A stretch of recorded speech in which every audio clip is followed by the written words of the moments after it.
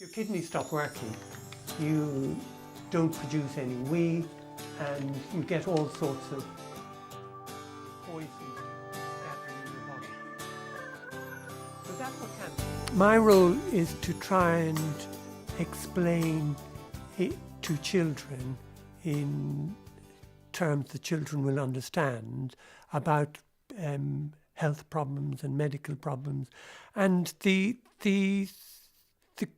questions that usually come up are questions about cancer, heart attacks. What is a heart attack? How would you explain a heart attack to a 10-year-old child? And so that you can make really good sense of it to them. Children need to know. And if you don't know about something, then you build it up into something very often much bigger than it is.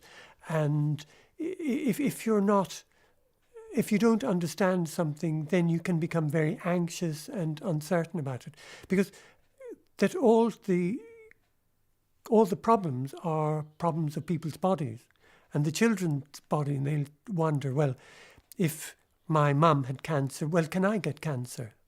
Or if my dad had a heart attack, will I suddenly get a heart attack? And if you understand how things work, then you have a better idea of exactly what happened to your parent or whoever you have lost. Nelson's journey is actually looking after the mental health of children. Children will often bottle things up, keep things to themselves. I think what Nelson's journey is gives children time and space to think about and talk about the person that they've lost, and ask questions that they want to ask. Because very often if a child is bereaved, the family is bereaved, and sometimes some families find it hugely difficult to deal with any bereavement. I think the most difficult thing for children is if their main carers are also bereaved and struggling to cope themselves. Because if you're struggling with your bereavement, then how can you really support your children? It becomes hugely difficult. Here you've got a bereaved child, but you're struggling yourself.